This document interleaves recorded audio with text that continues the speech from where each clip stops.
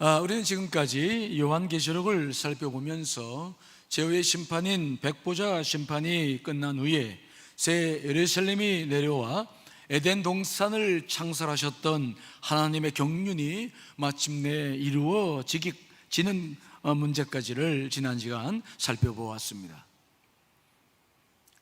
특별히 신자든 불신자든 누구나 백보자 심판 앞에 서야 한다는 것. 그런데 오늘 우리가 관심 갖는 것은 무엇이냐면, 우리가 그렇게 백보자 심판을 받는데,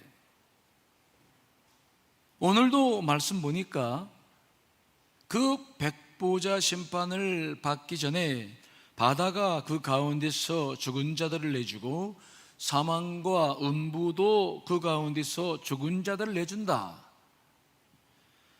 이때 생명책에 기록되지 못한 자들은 행위대로 심판을 받고, 생명록에 기록된 크리스찬들도 믿음의 행위대로 심판을 받은 후에 이제 새 예루살렘에서 하나님의 제사장으로 권세를 누린다. 그런 말씀이 이제 20장, 21장 우리가 지난 시간에 본 말씀과 이어져서 기록되고 있습니다. 자, 그런데 그렇다고 한다면 오늘 우리가 생각해 보고 싶은 문제는 무엇입니까? 개인적으로 죽음을 맞이한 다음 주님의 백보자 심판에 참여할 때까지 우리 죽은 영혼은 그러면 어디에 가 있는 것인가? 우리가 죽음 이후에 우리의 영혼은 어디서 무엇을 한단 말인가? 여러분들이 하나님의 부름을 받고 난 다음에 여러분들은 어떻게 될지 생각해 보셨나요? 내 영혼은 어떻게 될까요? 어디에 가서 있을까요? 백보자 심판이 있기 전까지 우리는 어디에서 무엇을 한다고 성경은 기록하고 있을까요? 오늘은 이 문제에 대해서 생각하지 않을 수가 없죠. 그래서 새하늘과 새 땅, 새 예루살렘에 대한 설교를 더 이어가기 전에 이 문제에 대해서 오늘은 여러분과 함께 말씀을 나누어 보려고 합니다. 먼저 불신자들에 대해서는 오늘 본문이 분명히 말씀을 하고 있는데 13절 말씀 한 번 더 읽어봅니다. 시작. 바다가 그 가운데서 죽은 자들을 내주고 또 사망과 음부도 그 가운데서 죽은 자들을 내주매 각 사람이 자기의 행위대로 심판을 받고. 자, 오늘 말씀 보니까 불신자들은 생명록에 기록되지 않은 자들인데, 첫째는 바다가 그들을 내어준다.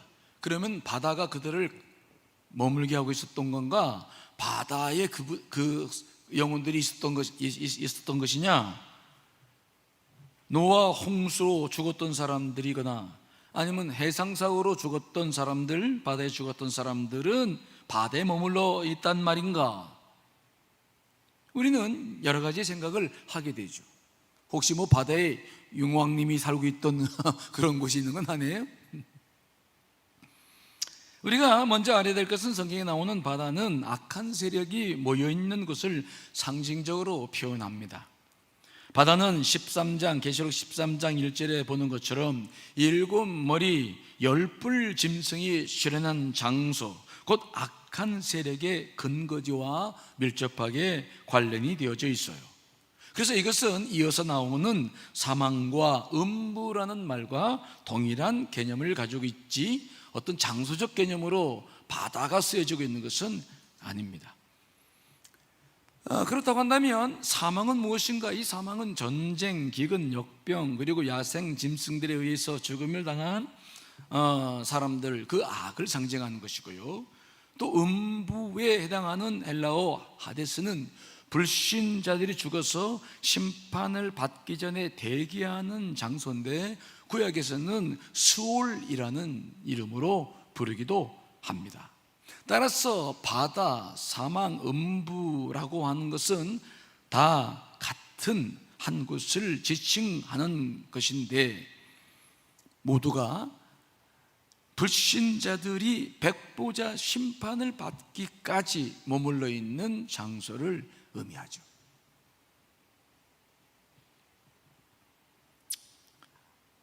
그렇다면 예수를 믿어 구원을 받은 크리스찬들은 죽음 후에 어디에 머물러 있는 것입니까? 성경은 이에 대해서 뭐라고 말씀하고 있나요? 자, 요한계시록 6장 9절로 11절 읽어보겠습니다. 시작. 다섯째 인을 떼실 때에 내가 보니 하나님의 말씀과 그들이 가진 증거로 말미암아 죽임을 당한 영혼들이 제단 아래에 있어 큰 소리로 불러 이르되 거룩하고 참되신 대주제여 땅에 거하는 자들을 심판하여 우리 피를 갚아주지 아니하시기를 어느 때까지 하시려 하나이까 하니 각각 그들에게 흰 두루마기를 주시며 이르시되 아직 잠시 동안 쉬되 그들의 동무 종들과 형제들도 자기처럼 죽임을 당하여 그 수가 차기까지 하라 하시더라. 이 말씀은 죽은 크리스찬들이 하늘에서 하나님과 어린 양과 대화하는 내용이죠. 그들이 머물러 있는 장소는 어디입니까? 하늘 제단 아래이죠.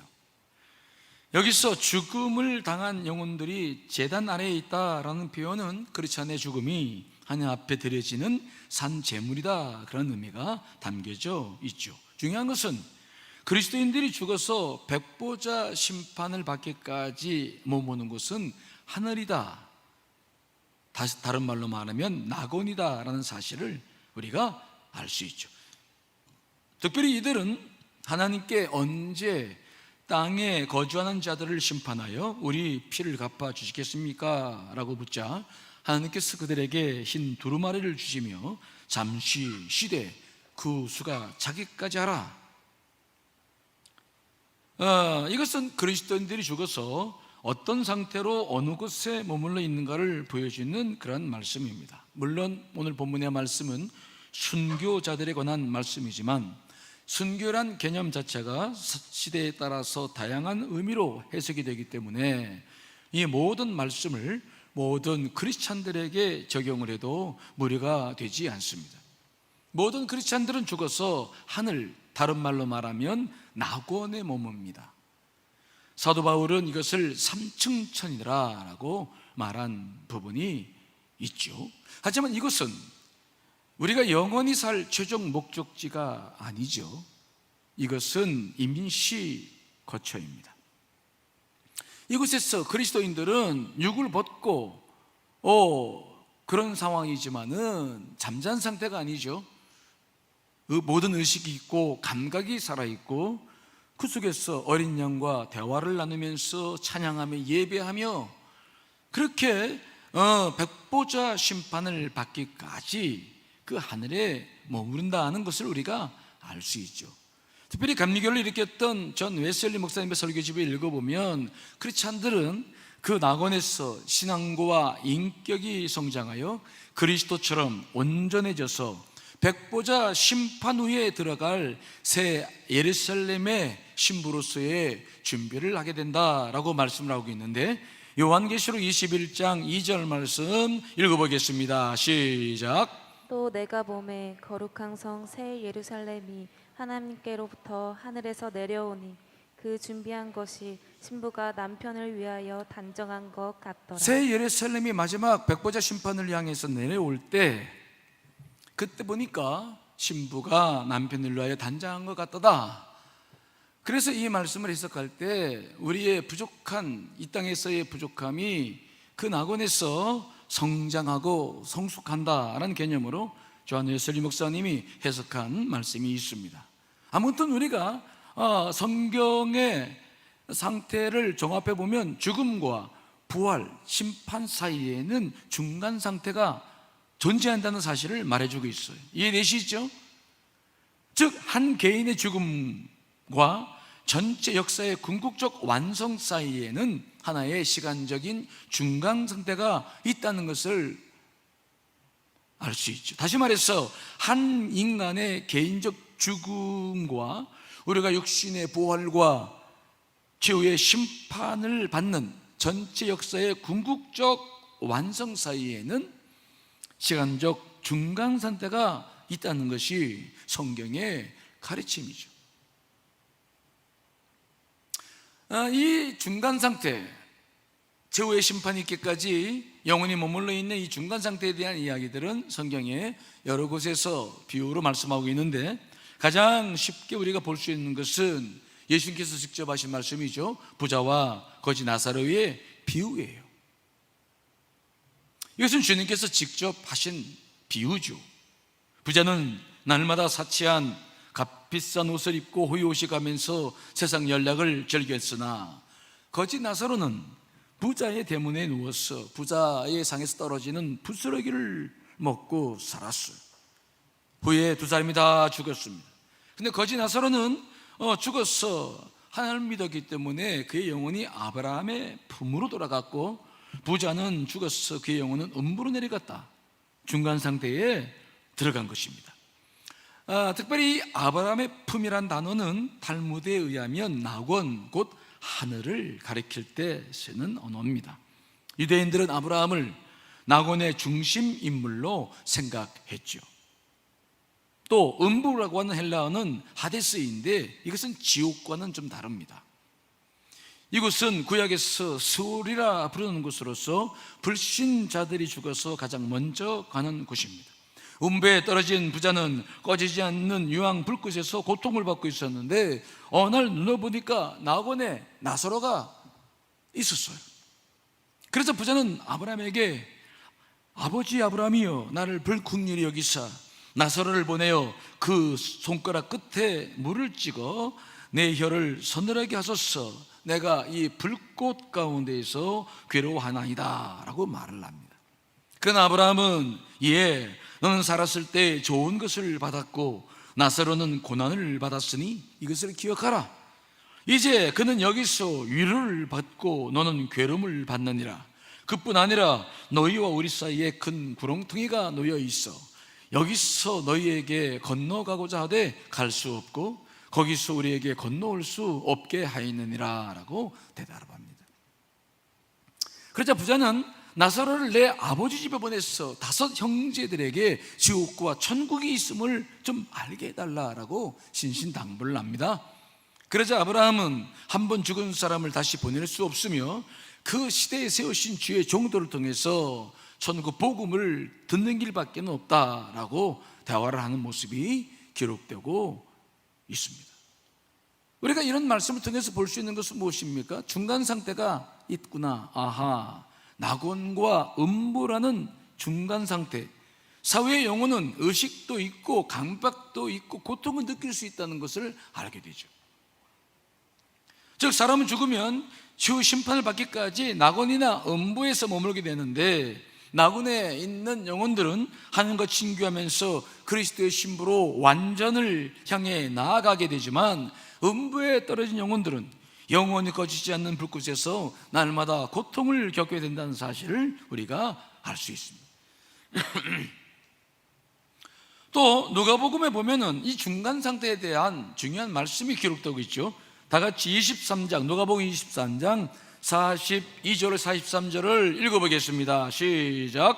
이르되 예수여, 당신의 나라에 임하실 때에 나를 기억하소서 하니, 예수께서 이르시되 내가 진실로 내게 이르노니 오늘 내가 나와 함께 낙원에 있으리라 하시니라. 예수님과 함께 십자가에 달린 행악자 중 하나는 예수님을 비방하면서 네가 그리스도가 아니냐, 네 자신과 우리를 구원하라 라고 반항을 하였지만은, 그러나 다른 한 강도는 자신이 과거에 행했던 악행들을 뉘우치고 회개하면서 자신들과 함께 십자가를 지신 예수 그리스도를 메시아로 확인하죠. 그런 다음에 말합니다. 당신의 나라가 임할 때에 나를 기억하소서. 이 강도는 비록 이 땅에서는 엉망으로 인생을 살았으나 죽어서는 하늘나라에 가고 싶었죠. 이 말을 들은 예수님께서 뜻밖의 뭐라고 말씀하십니까? 내가 진실로 내게 이르노니 오늘 내가 나와 함께 낙원에 이르리라 라고 약속을 하십니다. 여기서 낙원은 하늘을 말합니다. 휘양 강도는 그가 죽은 즉시 그의 몸은 땅에 묻혔으나 그의 영혼은 낙원에 들어가 주와 함께 거하며 천국의 기쁨을 누리게 된 것을 우리가 보고 있죠. 특별히 신약 성경에서 증거하고 있는 예수님의 사흘 만의 부활은 추상적인 시간이 아니라 구체적이고 실제적인 시간입니다. 이런 관점에서 보았을 때에 오늘 내가 나와 함께 낙원에 있으리라 에서의 오늘은 실시간적 개념으로 이해를 해야 되죠. 예수님은 자신이 숨을 거두시는 그날 오늘 육체로부터 분리된 자신의 영이 곧바로 낙원으로 올라간 것을 전제로 해서 강도에게 동일한 말씀을 하셨어요. 그 낙원이란 앞에서 살펴본 거지 나사로가 들어간 그곳을 의미하는 것인데, 그곳에서 예수님과 그 강도가 함께 있다. 그런데 성경에 보면은 예수님께서는 이 죽음과 부활 사이에서 낙원에만 간 것이 아니라 음부에도 가셨다. 자, 베드로전서 3장 18절 19절 읽어보겠습니다. 시작. 그리스도께서도 단번에 죄를 위하여 죽으사 의인으로서 불의한 자를 대신하였으니 이는 우리를 하나님 앞으로 인도하려 하심이라.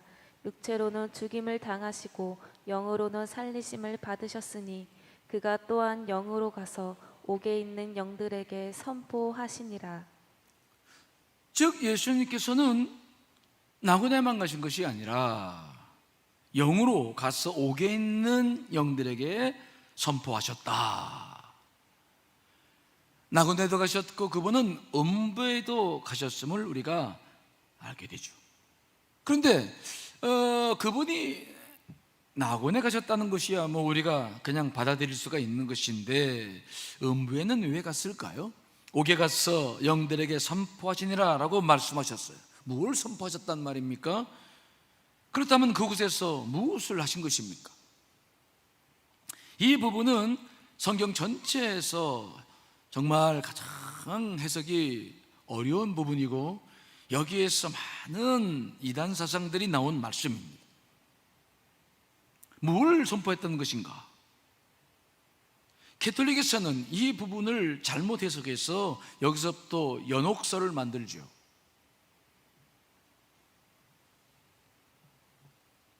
천국에 들어가지 못한 사람들이 지옥도 아닌 제3의 장소가 있다라고 해석을 해서 많은 신학적 논란을 일으킨 부분이죠. 그러나 여러분, 예수님께서 옥에 가셔서 그들에게 선포하신 것은 복음이 아니에요. 왜냐하면은 죽음 이후의 영혼들에게는 오직 최종 심판만을 기다리고 있다고 말씀하고 있기 때문이죠. 히브리서 9장 27절 읽어보겠습니다. 시작. 한 번 죽는 것은 사람에게 정해진 것이요 그 후에는 심판이 있으리니. 한 번 죽은 사람에게는 더 이상의 기회가 없어요. 심판만 있다. 만일 그렇지 않다면 예수 그리스도의 십자가의 사역이 아무런 의미가 없기 때문이죠. 한 번 죽은 사람에게는 다시 회개할 기회가 주어지지 않습니다. 그들에게는 오직 심판만 기다리고 있을 뿐입니다.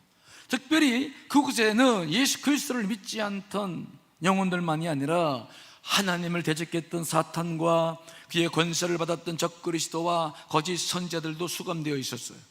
그들은 세상에서 주어진 권세와 능력으로 수많은 영혼들을 미혹하여 사망에 이르게 했으며, 우리가 계시록 설교를 계속 보았습니다마는 지구의 3분의 1이 파괴되었어도 회개하지 않던 영혼들이죠. 그들에게 회개할 기회를 주신다고 한다면 그것은 십자가의 사역과 맞지 않고 공의로우신 하나님의 성품에도 맞지 않아요. 그래서 우리는 전통적으로 옥에 가서 선포하신 내용을 복음이 아니라 십자가에서 죽으신 예수 그리스도께서 자신이 십자가에서 죽으셔서 모든 사탄과 죽음의 권세를 소멸하셨음을 선포하셨다고 보고 있죠. 그러나 로마 가톨릭에서는 이 말씀을 근거로 연옥설을 주장합니다. 로마 가톨릭에서 설명하는 연옥은 천국과 지옥 사이의 중간 장소를 말하는 것인데, 연옥은 천국에 들어가기에는 자격이 부족한 사람들이 잠시 머무는 곳으로서 연옥에서 죄를 씻고 천국에 들어간다는 가톨릭 교리입니다. 근데 중요한 것은 이 교리가 초대교회 때부터 있었던 것이 아니라 AD 5세기부터 시작되었는데 이것은 돈과 깊은 관계가 있어요. 그 연옥에 간 영혼들을 위해서 후손들이 헌금을 봉헌하고 특별 미사를 드려야 했어요. 후에 이 교리가 발전되어져서 돈을 받고 면죄부를 받아 대성당을 짓기까지 하는 부패의 원조가 되었죠. 마틴 루터가 95개 교회에 반박문을 내걸고 종교 개혁을 부르짖을 때에 가장 큰 이슈가 이 문제였습니다. 이 연옥설은 절대적으로 성서적 근거가 없어요. 성경에는 연옥이란 말도 없을 뿐만 아니라 이를 입증할 만한 말씀도 없어요. 특별히 가톨릭의 연옥설은 예수 그리스도께서 십자가에서 보혈을 흘리심으로 모든 구속의 사역을 완성하셨다는 사실을 부인하게 하죠. 그들은 인간의 죄를 대죄와 소죄로 나누어요. 여기까지는 괜찮아요. 대죄는 사함 받지 못하고 멸망에 이르는 큰 죄이고, 소죄는 우리가 소소하게 짓는 죄인데, 중요한 것은 이 소죄가 부분적으로는 예수 십자가의 공로를 믿음으로 사함 받지만 또 부분적으로는 죄인의 현세에서의 고행과 선행으로 사함을 받고 죽은 후에는 연옥의 형벌을 통해서 용서를 받는다는 사상을 기본으로 삼고 있죠. 이로써 예수 그리스도 십자가의 공로를 전적으로 신뢰하지 않게 만들어 나가고 있어요. 이 속에는 인간의 공로, 선행이 대단히 중요한 몫을 차지하게 만들고 있죠. 그래서 십자가 보혈의 모든 죄사함의 근거가 있다는 사실을 인정하지 못하게 만들죠. 에베소서 2장 8절에서는 너희는 그 은혜에 의하여 믿음으로 말미암아 구원을 받았으니 이것은 너희에게서 난 것이 아니요 하나님의 선물이라고 말씀했습니다. 우리의 선행과 우리의 도움은 죄사함에 아무런 영향도 끼칠 수가 없습니다. 때문에 이 연옥설은 대단히 잘못된 가르침이죠. 그러나 중요한 것은 무엇입니까? 아무튼 성경에는 죽음과 최후의 심판 사이에는 중간 상태가 있다는 것을 우리들에게는 분명히 말씀해주고 있다는 사실입니다. 이해되시나요? 우리 그리스도인들은 주님의 부름을 받아 낙원에서 주님을 예배하며 최후의 심판을 기다리게 되죠. 감리교를 세운 웨슬리 목사님은 창조 이후로 죽은 영혼들은 낙원에서 하나님과 함께 날로 성숙해지며 마침내 태초로부터 예비된 왕국을 받기까지 끊임없이 더욱 거룩하고 행복하게 될 것이다 라고 말하고 있어요. 그러나 불신자들은 음부에 떨어집니다. 웨슬리 목사님의 설교를 보니까 죽어서 음부에 떨어진 영혼들은 두 가지의 심판을 받는다고 하는데, 첫째는 영혼이 몸을 빠져나간 순간 음부에서 시작되는 상실의 심판입니다. 영혼은 모든 기쁨과 외부의 감각으로부터 왔던 즐거움을 잃어버려요. 이 세상에서 즐기던 모든 것으로부터 완전히 분리되죠. 같은 순간에 또 다른 상실이 시작되는데, 이것은 인간을 창조하신 창조주와의 완전한 이별입니다. 또한 거기서 육신을 입고 있었을 때 영으로 살지 못하고 육체의 감각을 의존해서 살았던 그 쾌락을 죽이기 위해서 날마다 불구덩이에서 감각의 심판을 받는다라고 말하고 있어요. 영혼이 거치지 않는 유황불꽃으로 매일같이 고통을 겪다가 백보자 심판을 받게 된다. 자, 그렇다고 한다면 그렇게 중간 상태에 있다가 백보자 심판을 받은 후에는 어떻게 됩니까? 생명록에 기록된 크리스천들은 새 예루살렘에서 주님이 주신 권세를 누리며 제사장의 사명을 감당하게 될 줄 믿습니다. 이런 차원에서 우리는 낙원과 백보자 심판 후에 영원히 살 천국을 구분을 하게 되죠. 그렇다면 불신자들은 어떻게 되는 겁니까? 음부에서 나와 백보자 심판을 받은 후에야 지옥에 떨어져 영원한 형벌을 받게 됩니다. 따라서 음부와 지옥도 구별하고 있죠. 지옥에서 악인들은 자만심, 악의, 복수심, 분노, 공포심, 절망 등으로 끊임없이 고통을 당하게 될 것이며, 그뿐 아니라 밤이나 낮이나 쉴 수 없을 것이며 엄습하는 괴로움의 연기가 영원히 그들에게 피어오를 것이다 라고 이야기를 하고 있어요. 그들은 음부에서 지옥으로 던져진다. 이게 중간 상태에 대한 성경적 이야기예요. 이렇게 보았을 때 우리 인생에서 가장 중요한 것은 무엇입니까? 지금 우리가 살고 있는 이 땅에서 우리에게 있어서 가장 중요한 것은 무엇이라고 생각하십니까? 그것은 이 땅에서 끝까지 승리하는 자가 되어야 될 줄 믿습니다. 죽어서는 다시 기회가 주어지지 않아요. 우리가 구원을 받고 영생을 누릴 수 있는 기회는 오직 육을 입고 이 땅에서 살 때뿐이라는 것을 기억하시길 간절히 축원합니다. 중간 상태에서는 돌이킬 수 있는 기회가 없어요. 그러므로 우리는 우리에게 주어진 이 삶을 정말 소중하게, 거룩하게 말씀으로 승리하는 자가 되어야 된다는 거예요. 우리에게 주어진 기회는 딱 한 번입니다. 우리가 영원히 살아야 할 그 미래는 오늘 우리가 어떠한 삶을 살고 있느냐에 달려있는 것이죠. 특별히 우리는 지난 시간에 백보자 심판은 앞에 섰을 때의 믿음만이 아니라 행위에 따라서 심판을 받고 보상을 받는다는 사실도 알게 되었죠. 그러므로 우리 믿는 사람들의 삶은 믿는 것으로 끝나서는 안 되고 온전한 삶을 살아야 될 줄 믿습니다.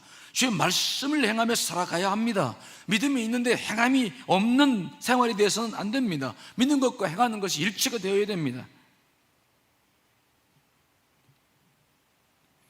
그래서 우리가 가장 경계해야 할 신앙 가운데 하나는 차지도 않고 뜨겁지도 않는 영적 상태, 라오디게아 교회에 주신 주의 말씀을 한번 볼까요? 요한계시록 3장 14절 16절 읽어보겠습니다. 시작. 라오디게아 교회의 사자에게 편지하라.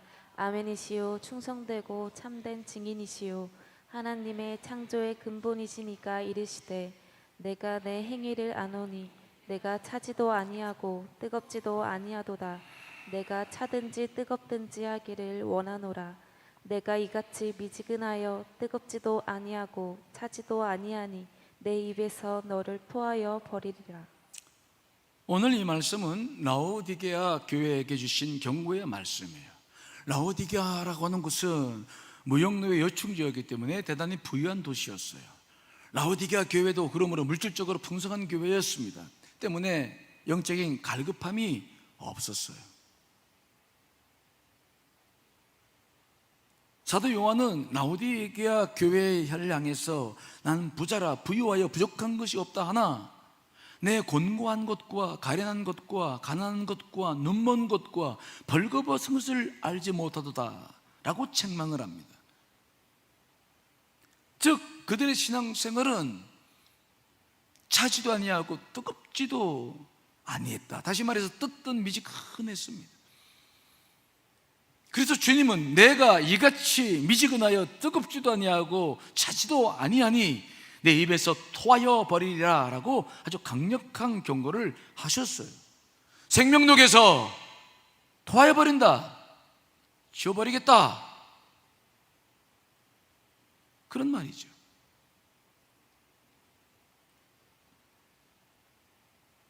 요즘 우리가 코로나19로 인해서 온라인 예배를 드릴 수밖에 없고 또 신앙이 많이 흩어질 수밖에 없는 상황 속에 있죠. 너나 나나 할 것 없이 영적인 게으름이 우리 안에 깊이 들어와 있어요.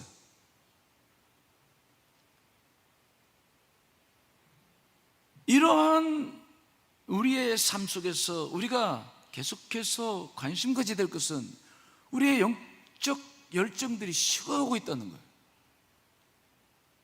주님을 향한 갈급함도 사라지고 기대도 사라지고 자꾸 뜨뜻 미지근한, 믿지 않는 건 아닌데 행하는 것은 전부 세상을 향해서 나아갈 수 있고, 마음도 세상에 빼앗겨서 그저 세상에 취할 수 있는 상황에 우리가 빠져 있는 거예요. 때가 가까운 것은 확실한데, 만일 우리가 이때에 우리의 삶이 이렇게 뜨뜻 미지근한 신앙으로 변질되어 간다고 한다면, 과연 우리가 어떻게 마지막 때 승리를 할 수 있겠는가라고 하는 고민을 안 할 수가 없는 거예요.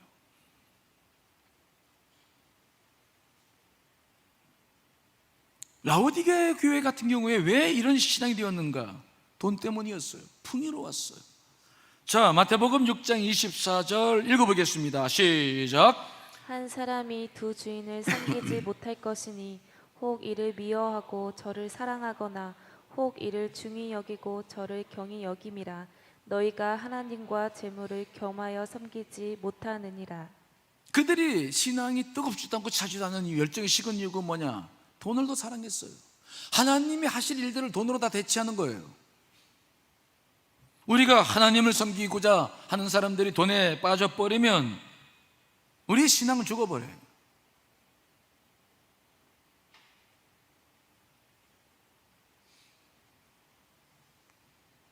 우리도 지금 그런 시대를 살고 있죠. 더더구나 코로나19로 인해서 우리는 불안과 두려움 속에 빠져 있어서, 사실은 돈도 돈이지만 코로나19로 인한 두려움에 우리는 사로잡혀 있어요. 그래서 주님을 향하는 신앙보다는 오히려 코로나19가 더 무서워, 세상이 더 무서워. 그래서 우리의 신앙이 하나님을 믿는 것도 아니고 안 믿는 것도 아니고, 오히려 세상적인 두려움 때문에 빠져서 우리의 믿음이 열정을 발휘하지 못하는 상황에 빠져버리고 있는 것을 보는 것이죠. 우리는 라오디게아 교회에 주신 사도 요한의 말씀을 귀를 기울여야 돼요. 그들은 말합니다. 자기는 부자라, 부유한 자다. 그러나 실상 영적으로 보면 그들만큼 공고한 자가 없고 가련한 자가 없고 가난한 자가 없었어요. 그들은 하나님께서 하실 일들을 돈으로 다 대체하고, 그들은 믿음은 있는 것처럼 보이나 실상은 세상 사람들처럼 살고 있었던 것을 사도 요한이 보고 있는 것이죠. 마지막 시대에 이런 일들이 있는 것입니다.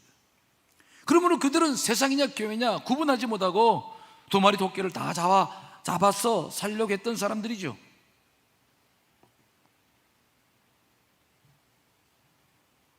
하지만 주님께서 정말 싫어하시는 것이 있는데 바로 이런 거예요. 미지근한 상태, 믿음이 있는 것도 아니고 없는 것도 아니고, 말씀이 그 속에 들어가 있는 것 같기도 한데 어느 때 보면 아닌 것 같고, 주일날 보면은 예배를 잘 드려서 믿음 있는 것처럼 보이는데 평일날에는 완전 세상 사람으로 사는 것이죠.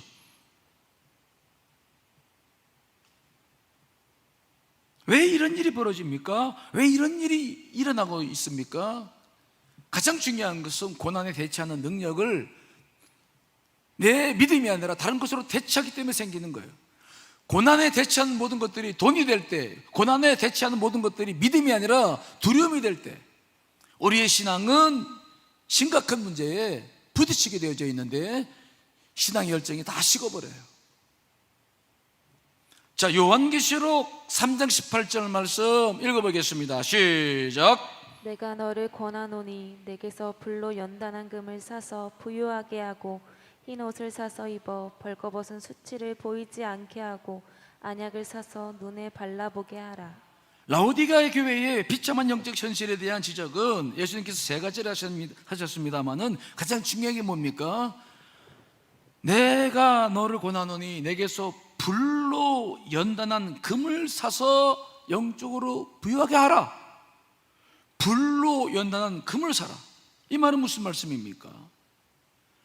시련과 환난이 닥칩니다. 연단이 닥칩니다. 그때 그것을 돈으로 적당히 해결하려고 하지 말고, 세상적 방법으로 해결하지 말고, 금이 불로 연단받아서 정금이 되듯이 우리의 믿음이 그 시련 속에서 온전한 믿음이 되어야 된다. 그래야 신앙이 죽지 않는다, 열정이 떨어지지 않는다라고 말씀을 하시는 것입니다. 뜨거운 열을 가하여서 불순물이 제거되어야 정결한 금이 되는 것처럼 우리도 이 시련과 환난 속에서 우리의 믿음이 단련되지 않으면 안 된다라고 하는 것이죠. 라오디게아 교회의 문제는 경제적인 풍요와 함께 모든 것을 돈으로 대체했어요. 풍요로우니까 기도하지 않습니다. 물질이 주인입니다.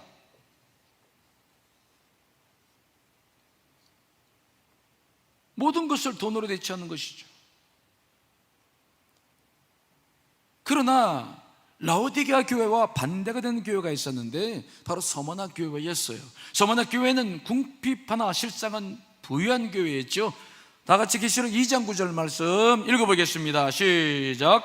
내가 내 환난과 궁핍을 알거니와 실상은 내가 부유한 자니라. 자칭 유대인이라 하는 자들의 비방도 알거니와 실상은 유대인이 아니요 사탄의 회당이라. 서머나 교회는 스스로 궁핍하다 생각했습니다. 왜냐하면 서머나 교회는 경제적으로 어려운 교회였어요. 그들은 그래서 모든 문제를 돈으로 해결하지 않았습니다. 그들은 모든 환난과 궁핍한 환경을 믿음으로 이겨냈어.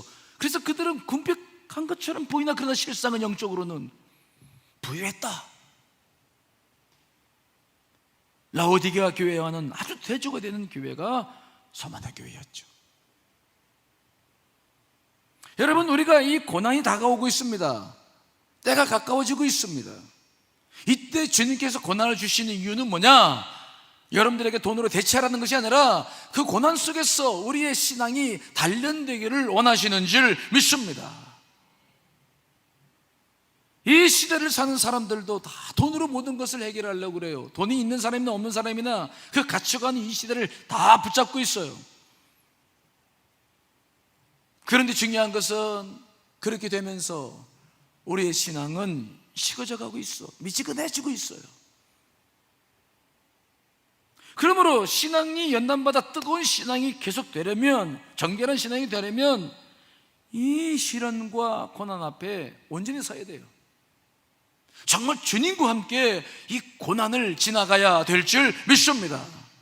돈이나 다른 세상적 쾌락이 아닙니다. 트로트를 들으면서 잠시 잊어버린다고 이 문제가 해결되는 것이 아닙니다. 오히려 영만 죽어져요. 우리는 시련 앞에서 이것을 믿음으로 어떻게 연단받느냐, 이게 중요한 것입니다. 이것이 시련을 주신 하나님의 뜻입니다. 그 뜻을 잃어버리면 우리는 괜히 고생만 하는 거예요.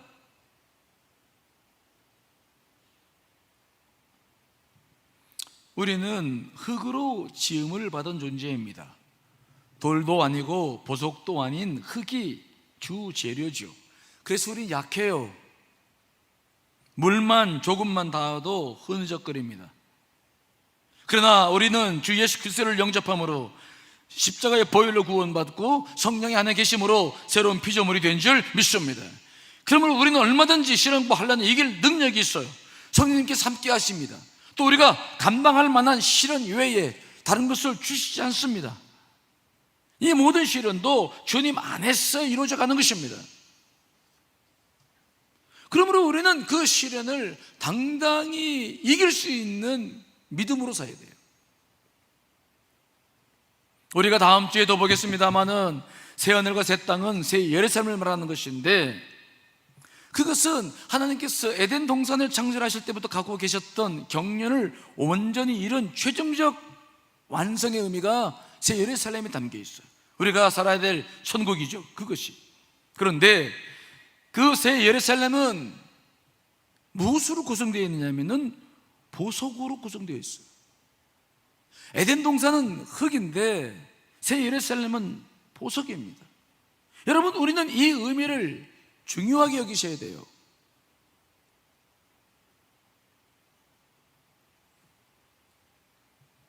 흙으로 지음받은 사람들이 모든 고난과 환난을 통해서 보석으로 바뀌어져서 세워지는 것이 새 예루살렘이라는 것입니다. 자, 여러분, 계시록 21장 18절 19절 읽어보겠습니다. 시작. 그 성곽은 벽옥으로 쌓였고 그 성은 정금인데 맑은 유리 같더라. 그 성의 성곽의 기초석은 각색 보석으로 꾸몄는데 첫째 기초석은 벽옥이요, 둘째는 남보석이요, 셋째는 옥수요, 넷째는 눕보석이요. 에덴 농사는 하나님께서 창조하신 흙으로 창설하신 최초의 성전이었어요. 그런데 하나님께서 자신의 경륜에 따라 건축하신 마지막 성전은 보석들로 채워져 있어요. 흙처럼 약하고 무너지기 쉬운 성도들이 모든 시련을 견디며 보석이 될 때 하나님께서 계획하신 마지막 성전이 세워지는 것이죠. 그래서 하나님은 그만큼 우리가 단단한 보석으로 변화되기를 원하시는 줄 믿습니다. 다 같이 베드로전서 2장 5절 읽어보겠습니다. 시작. 너희도 산돌같이 신령한 집으로 세워지고 예수 그리스도로 말미암아 하나님이 기쁘게 받으실 신령한 제사를 드릴 거룩한 제사장이 될지니라. 이것이 하나님께서 갈망하시는 것입니다. 여기서 산돌이란 부활하신 예수 그리스도를 말씀합니다. 예수 그리스도는 마치 건축자가 버린 돌처럼 아무런 가치 없는 그저 돌멩이의 취급을 받았어요. 그러나 건축자들의 버린 돌이 모퉁이의 머릿돌이 되었죠. 그분은 모든 고난을 이겨내시고 부활하셔서 우리의 주님이 되신 줄 믿습니다. 산돌이 되셨죠. 고난을 통과한 것입니다. 베드로는 이처럼 성도들이 산돌이 되어져서 예수 그리스도와 함께 신령한 집을 세워나가시기를 원하고 있는 것입니다. 오늘날 주님은 우리가 변화를 배울 수 있는 특별한 환경 안에 우리를 두셨습니다. 우리는 우리에게 닥친 시련과 환난을 피하거나 외면하지 말고 즐거이 그 시련 앞에서 내 믿음이 연단받기를 갈망해야 될 줄 믿습니다. 우리는 고통을 겪어낼 수 있습니다. 즐길 수 있습니다. 왜냐하면 그것이 우리를 흙에서 산 돌로 보석으로 변화시켜 나가고 있기 때문이죠. 그래서 하나님의 계획대로 새 예루살렘을 세우는 보석들이 되어가고 있는 것입니다. 그러므로 고난당함을 두려워하거나 피하지 말고 기꺼이 믿음으로 기도로 맞서 나가시기를 간절히 축원합니다. 그래야 신앙이 미지근한 신앙이 되지 않아요. 그래야 여러분들의 신앙이 날마다 더 뜨거워지는 신앙이 될 줄 믿습니다. 미국 사람들을 오래전에 얘기입니다만 미국 사람들 차에 보면 꼭 범퍼에 스티커 같은 걸 붙이고 다녀요. 근데 언제가 봤는데 지금도 잊혀지지 않는 스티커 내용이 있는데 아주 쓰고 신 네모를 주거든 그것을 레모네이드로 만들어라. 그 내용이 지금도 기억이 나요. 쓰디쓴 인생의 아픔과 고통과 시련은 우리를 더욱더 멋지고 아름답고 단단한 우리의 신앙으로 분명히 변화시켜 나가시는 하나님의 계획이 있는 줄 믿습니다. 그러므로 우리는 시험을 통해서 주님이 나에게 주실 궁극적인 유익과 소망이 무엇인지를 볼 수 있어야 돼요. 시련 자체만 보지 말고 아픔 자체만 보지 말고 고통 자체만 보지 말고 내가 무엇을 변화시킬 수 있을까? 이 고통을 견뎌낼 때 내게 무엇을 주실까? 여러분, 이 고난 속에서 주님의 사랑과 은혜를 소망하시기를 간절히 축원합니다. 우리 이 속에서 이기는 자가 돼야 돼. 한 번 죽고 난 다음에 다시 돌이킬 기회는 없습니다. 주님은 이미 우리에게 그 모든 고난을 이길 수 있도록 우리와 함께 하실 뿐만 아니라 성령으로 역사해주고 계심을 믿으시기를 간절히 축원합니다. 그러므로 자꾸 고난이 다가온다고 해서 두려워하지 마시고 더 가슴을 여십시오. 우리가 겪어야 될 일인 거예요. 마땅히 겪어내야 될 일이죠. 때가 가깝습니다. 주의 약속의 말씀들이 이루어지고 있죠. 그러므로 여러분 신앙을 견고히 하시기를 간절히 축원합니다. 자꾸 외면하거나 다른 걸 대체하려고 하지 마십시오. 오히려 믿음의 나를 더 날카롭게 세우고 말씀과 기도로 나아갈 때 우리는 그리스도의 신부로서 온전함을 덧입어 나가게 될 줄 믿습니다. 우리에게 주어지는 모든 시간들에게는 다 그런 의미가 있죠. 여러분, 다시 정리합니다. 우리 인생은 딱 한 번의 기회가 있다. 지금 우리가 사는 이 인생이 영혼을 결정한다는 거 기억하시기 바랍니다. 여러분들 안에 다시 한번 믿음으로 승리해 나가시는 은혜가 있으시기를 간절히 축원합니다. 다 같이 기도하시겠습니다. 여러분, 앞으로 어떤 일들이 닥칠지 우리는 잘 모릅니다. 하지만 분명한 것이 있는데 이 모든 것들이 주님 안에서 이루어지는 일이고 우리는 승리할 수 있다는 사실입니다. 고난 속에서 주춤거리지 말고 영적 게으름에 빠지지 말고 주님 승리하도록 도와주소서.